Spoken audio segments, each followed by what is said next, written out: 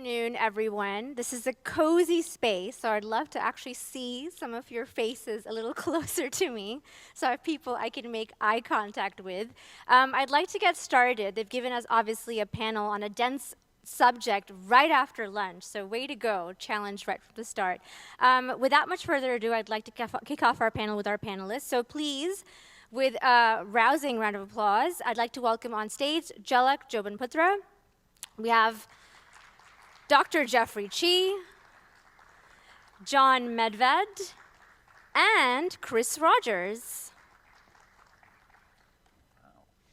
And I am not the person that you see as the moderator in the agenda right now. My name is Natasha de Souza. I have been kindly asked by the organizers to step in to be your moderator, which I am excited to do because this is a subject, as a journalist who has been covering technology in the Middle East and broadly Asia for the last couple of years, a pain point and also a fascinating topic that I have heard reams about from any number of founders from all over the region.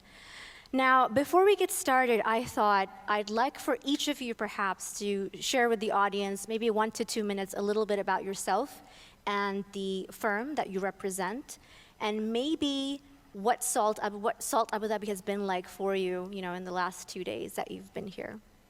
We'll start with you, Chris. Okay. Hello, all.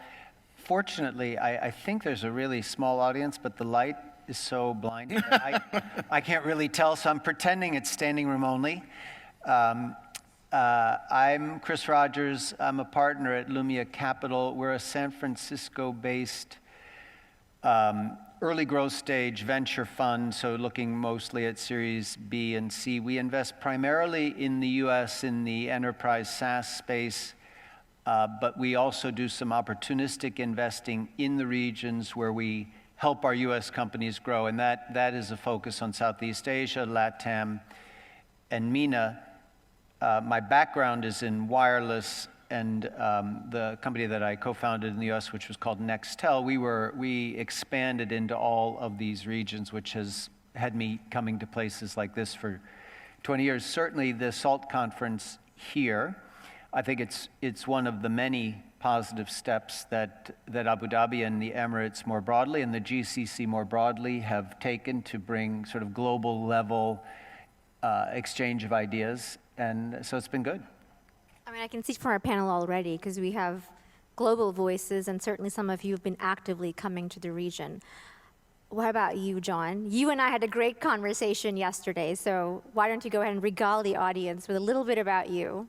I'm John Medved. I'm the founder and CEO of OurCrowd. We're an alternative venture platform that allows accredited investors, family offices, or institutions to literally pick their own venture deal and to join individual single company venture funds where we act as a GP. People come in as LPs. They come in and write checks from starting at $10,000 if they're a high net worth accredited investor, and go up to $10 million. So they can build their own venture fund. We have 200 deals like that. And then we also have 19 different venture funds where we aggregate, again, the crowd, as it were, and write a single LP check in a venture fund, and that can go from $5 to $50 million. We're managing right now $1.3 billion. We have 13 offices around the globe. We're headquartered in Jerusalem, Israel, and we're delighted to be here in Abu Dhabi. The hospitality has been unbelievable, and we're real believers in positive change coming to the region. We're delighted to have you. Yeah. Jeffrey. Hi, everyone. My name is Jeff Chi. Is the mic working? Tested? Okay, yeah. So my name is Jeff Chi. I'm co-founder and vice chair of Vickers Venture Partners. We are a global deep tech fund. We invest in deep technologies around the world. We believe that technology and innovation is a global phenomenon, and therefore, in order for us to make informed decisions about our investments, we really need to understand, have our finger on the pulse of technology developments globally. I'd like to describe our business as investing in breakthrough technologies that solve big global problems. And the reason for big global problems is attached to that big problem is very often a very large market. And in a way, we don't like to to guess whether a market is going to buy if we build a certain product or not. We like to build a certain product around or invest in the technology that will get to a product around a very known market. That is sort of philosophy. I sit in Shanghai. I manage investments across Asia. I have counterparts sitting in the rest of the world. We have a fair presence in the U.S. as well, and one of the things that we are always doing is thinking about our companies and how to help them open up new markets. And for that, I think SALT has been a great experience for us to allow us to have the dialogues and the conversations with a lot of people here that we look to form partnerships with. Thank you, Jeffrey. And Jalak, who I've been seeing in the region for years because we keep meeting at conferences time and time again. Hi, I'm Jalak Jobanputra. I'm founder of Future Perfect Ventures. We're an early stage fund based in New York, investing globally. I launched the fund in 2014 on the thesis that the next wave of major technology innovation was going to be global and distributed. And a lot of the thinking came out of, I've been a VC since '99. I started off my venture career in Silicon Valley, invested through the internet boom and bust, worked on the Netscape IPO when I was a banker before that, and I thought we were prime for this next wave.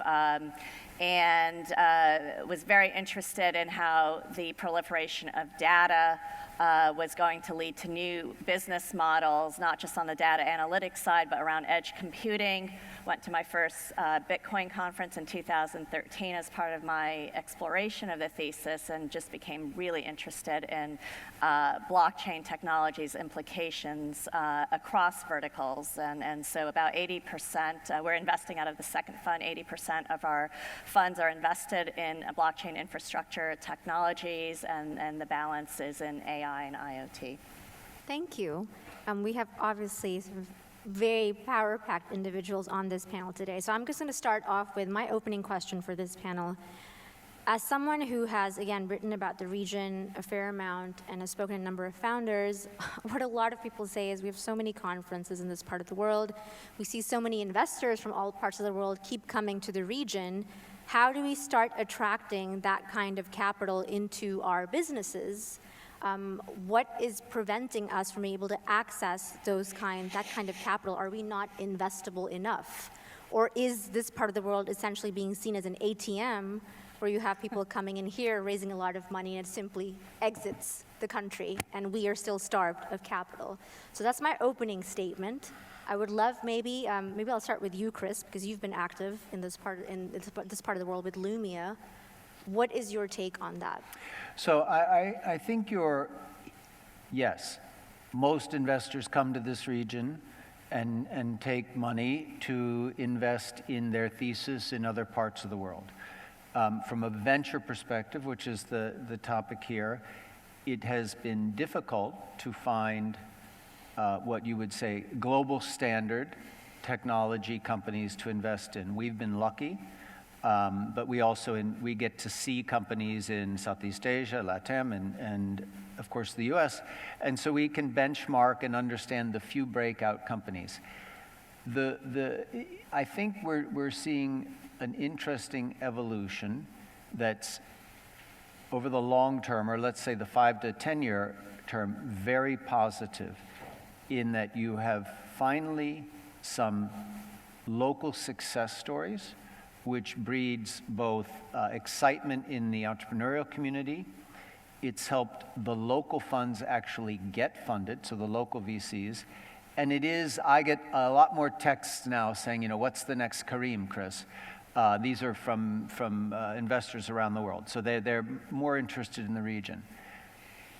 On top of that, you have significant and now well-run generally sovereign-backed programs in Bahrain, here in Abu Dhabi, and Saudi that are going to pump, $1 billion+ into the ecosystem. So there is no lack of funding. In fact, I would argue there really has never been a lack of funding. It's been a lack of funding that marries up to the business model. And frankly, a lot of the businesses shouldn't be funded. Just because they start a business doesn't mean they merit funding. And so you have that, but now you're seeing a much more sophisticated level of company and founder. You're seeing more sophisticated local investors, and you're going to have this influx of capital that is being used to draw in venture expertise from around the world. The downside is likely to be a rocky road for the next 5 years or so, because I would say the ability to time a huge influx of capital with the right number of companies growing is, I mean, that's virtually impossible. So I think they're priming the pump, and valuations may soar a bit. So it might be a bit of a rocky time for outside investors to come looking, but eventually that's going to settle down, and you're going to have a lot of well-trained entrepreneurs. You're going to have a history of success stories. You're going to have more flexible hiring policies throughout the GCC, and so I'm really optimistic over that 5 to 10 year period.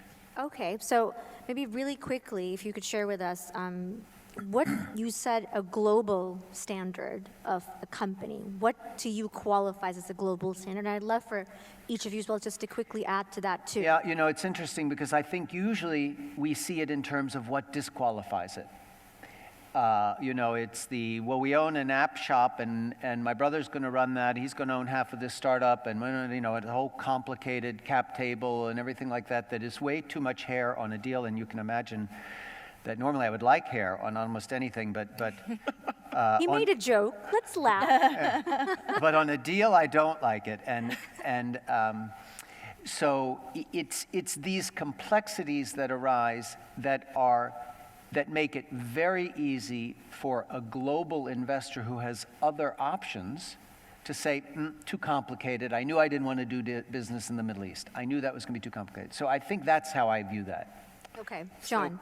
Look, I firmly believe that there has been way too much concentration in the venture and entrepreneurial investment landscape globally, right? And if you've been in certain hotbeds, you got funded, if you're elsewhere, you're pretty much, you know, out to lunch. And that is changing. We're investing all over the world. We're seeing great entrepreneurs come to the table all over the world. And I think one of the real advantages is that in this AI-enabled world where, I don't remember who it was who spoke, I think quite well yesterday on stage, about the fact that it's not about investing in AI, right? That's going to happen in only a few countries. They're going to develop the semiconductors that will, you know, we're doing that, accelerating AI routines on the edge or, you know, in the data center and whatnot. The real challenge is going to be enabling real businesses. And whether it's energy or it's ag tech or it's healthcare or it's education, these are traditional regulated industries which are much, much larger than some of the specific tech areas. And I see no reason why those kinds of deals and companies can't be built here. I mean, I've seen my country develop from scratch a entrepreneurial hotbed, right? When I built my first company, there wasn't a single venture capital fund. Today, there are over 200 venture capital funds in Israel. We will invest this year about $10 billion in Israeli startups. Okay, so to give you an idea of how crazy that is. And that's developed in literally about a little over 25 years. And I think that this will happen here. And I'm hoping that it will happen in a state of regional cooperation where you will build truly global companies, where investors will come from the States, they'll come from my country, they'll come from Asia, and help encourage the young entrepreneurs. You know, just to your point about regulation, I mean, there are a number of founders I know within, say, in fintech, or looking to build something next generation in financial services who want to be regulated, have sought regulation, the right licensing, but for a lot of investors here, that just seems too complicated. A regulated business is really difficult to scale and to grow, and you literally, one after the other, a lot of investors here just want something simple, straightforward, let's not deal with regulation, or why are you worried about regulation? build it if you break any rules, and you can ask for forgiveness later. Look, I think regulation is a barrier to entry, a wonderful barrier to entry. And as an entrepreneur who's running a fintech, my platform's a fintech, we're regulated all over the world. We file for licenses. We do KYC and AML. I've got 7 lawyers on full-time staff. And I view that as a challenge, but as a real opportunity, because good luck with those who are competing with us, in our footsteps. Jalak, maybe quickly to you, because you've been coming to this part of the world for a number of years. I'd love to see, I think with each trip somewhere, it's like different layers to an onion. Yeah. And for you, Jeffrey, this is your first time here in Abu Dhabi, correct? So maybe a little bit of the contrast and perspectives. You've been coming here year on year. What in this particular trip has changed about your outlook towards the Middle East, and maybe your initial reaction, Jeffrey, on the region and what you think could be interesting opportunities? Sure. So I was born in Nairobi, even though I've spent most of my time living in the U.S. My investment career has been global, and if you just look at the demographics around the world, right, the more developed world is slowing in growth, and their aging populations. A lot of the future is going to be in regions outside of places like Western Europe and the U.S. And so I've seen more and more entrepreneurs, even in the U.S., want to build businesses that can address some of the challenges and opportunities in the emerging markets. And we were talking earlier, and when I moved back to New York from the Valley in 2004, New York City barely had any seed funds. I worked with New York State to put together a seed fund.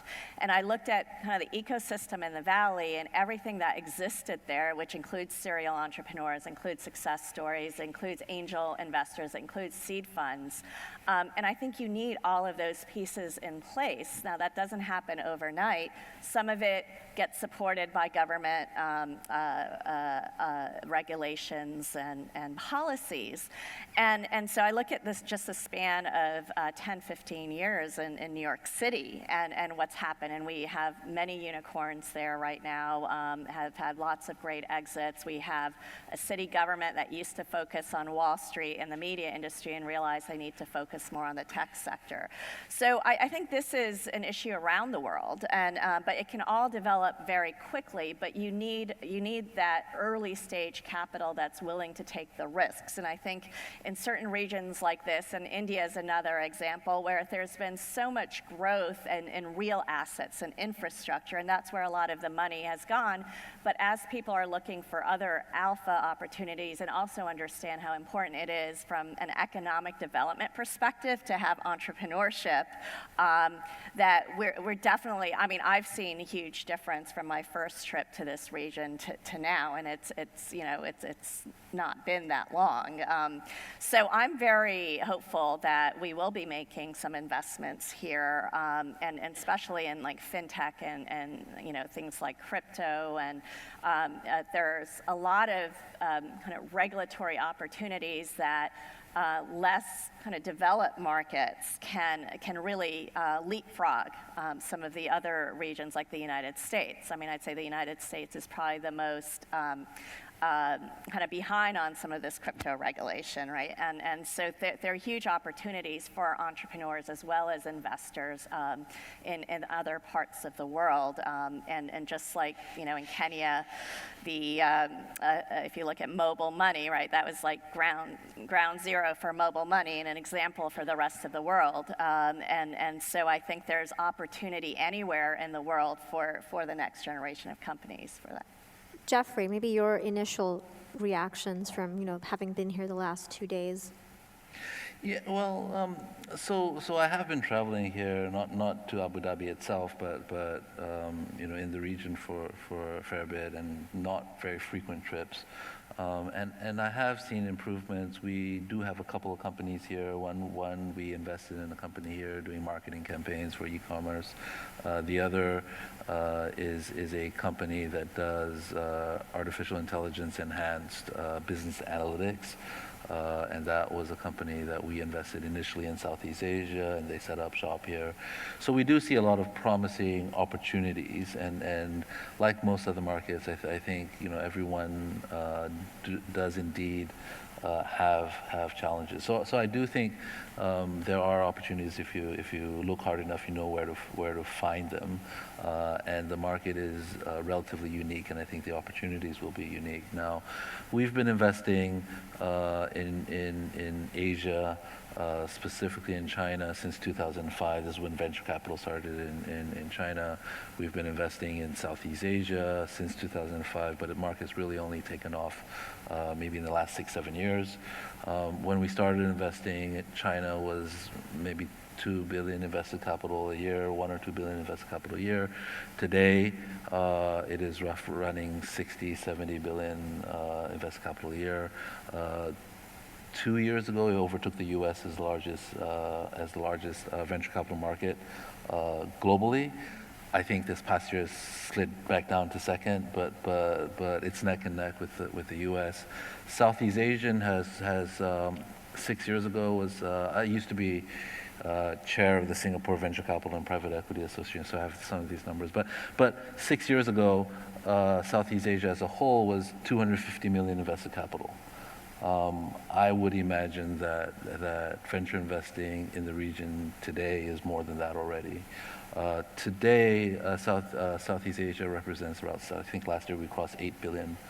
So the increase is actually very, very quick. And if I were to draw parallels between these two regions, and I think that's relevant for this region as well, some of the common traits that I see first is involvement of government. I think government needs to take an active role to actively promote. Venture capital itself, even in the U.S., started with companies in this space. The market wasn't ready to invest in it, so there was a market failure to be able to invest in this asset class, and government had to step in the U.S. in particular. It was related to tax breaks to investors into venture capital funds. That was really what took off. And Singapore government took a very, very active role. A lot of the policies they put in place were modeled after Israel, and that's sort of what allowed the Israel system to take off as well. So that's one, and I'm encouraged to see that the conversations that we've been having with some of the sovereign wealth funds here are thinking in the right direction as to how do we grow investments into that space. The other one is really the onset of technology, right? And technology basically can leapfrog, and we've seen time and time again that China started as an importer of ideas, and so it used to be copy to China, and increasingly now they're becoming an exporter of ideas. And if you look at the Southeast Asian developments, particularly Indonesia, they're looking to say, do I borrow a U.S. model of business model, internet business model, or a Chinese one, right? And because of the demographics, because of the stage of technologies, consumers are less adoptive to PC these days, but everyone's got a computer in their pocket anytime. So those are just some of the trends, and I think business model needs to adapt to local geographies and local culture, and this region needs to find what works here. And then when they do, this thing will really take off. Okay, so less importing some kind of ecosystem model that exists somewhere else, but let it grow organically, and government leading the way is often that first step to seeing the change. I would love to take at least maybe a question or two from the audience. Does anybody have any questions before we wrap up the panel? Because we're small enough that we actually can. Do I see any hands? No? Okay. It seems like culturally this is quite consistent and globally. Nobody's about to ask questions. Okay, so I was going to jump in on the regulatory piece, though, because Okay, you go ahead. mentioned that. I think you're seeing, as is typical in the region, a lot of aggressive action from the GCC, probably led by the Emirates. You have things like ADGM, where licensing is simplified, and the attempt to sort of set a new global standard that everybody would feel comfortable with. But historically, this venture ecosystem on the founder side has been deeply crippled by the regulatory environment. The ability to get a startup going in the Emirates was usually fairly easy, but taking that to Saudi was a major hurdle. And the old business models of working with a local family to sort of deal with the licensing and all of that is not really how the tech world operates. And so there were a lot of roadblocks. Now, they're super aggressive now. Sagia has really made some innovations, but you still have to look at, say, take Kareem, for instance, to get to that global scale, to get to a multi-billion-dollar exit, which is the first by far in this region of that type of scale where virtually every investor on the cap table is a winner. They are in 13 different countries, and that's 13 different regulatory bodies, and the linkages between them are almost nil. And so while the gross demographics of the MENA region are terrific, and the youth population and the growth and all of that are fabulous, there really are a lot of, they're not nuances, they're really big black and white differences that keep people from penetrating it as one market. It's getting better, but that isn't where it needs to be yet. Okay, so some of that, a little bit of homogeneity in terms of being able to approach the market and take something that works in the UAE and easily replicate in other geography would be beneficial to scale. Yeah, absolutely, and that would be beneficial to people having comfort investing in the region. Correct. Because they don't want to have to understand those nuances, right? That's a big due diligence lift if you're a San Francisco VC and you need to know the difference between Egyptian data privacy, Pakistani data privacy, Moroccan, Libyan, all that. That's a big lift. Okay, so since we're, almost running out of time, just very quickly, if I could get maybe 30 seconds from each of you, what to you means opportunity when you're looking at a business? Like what quantifies an opportunity to you? I'll start with you, John, maybe. Passion from the founders. I mean, basically, there are three things that are important in making, certainly an early stage, but I would say at any stage venture investment, and that's team, and team. And you need to find people who have huge heart, who are going to work hard, who have fire in their eyes and then maybe in their belly. What I'm excited about now is people who are going to start collecting data. I think that this is really almost an even playing field globally, where people have not been collecting data, and the mistake made in this new world of AI is it's all about the algorithm and what you do with the data, and that's not true. Okay, it turns out that there'll be people who will have algorithmic brilliance, but right now you can't make any of that work without data. And I think that if this region really gets out ahead and starts collecting data in medical and education, I was talking to a guy who was doing food measurement of high school kids and what they're eating and nutrition and collecting that data here. I thought that was brilliant. Okay, and I think that that's where the cutting edge is going to be. Okay, thank you. Jeffrey and then Jalak, quickly. Yeah, I mentioned this a little earlier. So we like to find breakthrough technologies that solve big global problems, because attached to a big global problem is an attractive market, and we're going to make our investments returns and provide great returns to our investors. But really, I think more important, just as important, is that when you solve big problems, you very often create a very big impact on humanity and on the world, and I think that's really important as well. And actually, one of the things I was very happy to see here at SALT was a big emphasis on sustainability, ESG, and all that. So, thank you. Yeah, I agree with that. And one of the reasons I became so excited about blockchain technology in combination with machine learning and data analytics is this whole concept of taking costs out of the system. We had to build, I'd say the 20th century was full of intermediaries because there were really no other options. As trade got more global, you needed to be able to trust the counterparties, and you had to set up systems to do that. Now we've had computers that now allow us to do a lot of things. And we're at a point where technology is going to allow us to verify those transactions without intermediaries, and that can open up so many more business models and open up opportunities for peer-to-peer transactions and things that just weren't possible from a technology standpoint. Even though the internet addressed a lot of information flow, this is really about transaction flow, and that's what I'm really excited about for the future. And last but by no means least, Chris, with Lumia and its obviously track record in the region, today when you're scouting for opportunities in the region, what does that look like to you? Well, let's go back to data. I mean, yes, the founders, critical.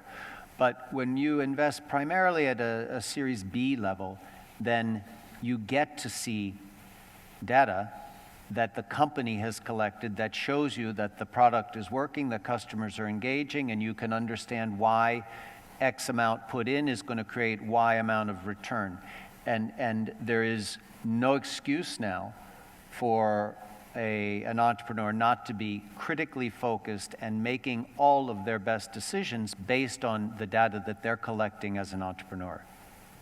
Thank you, and thank you each one of you for the insights you brought today to our panel this afternoon, and thank you all of you for being our audience. I hope you found this panel useful and informative, and I'm sure if anybody wants to reach out to any of you, they may be able to find you out on the conference floor. Yeah. All right, great. Thank you very much. Thank you. Have a good afternoon. Enjoy the rest of your time here at SALT.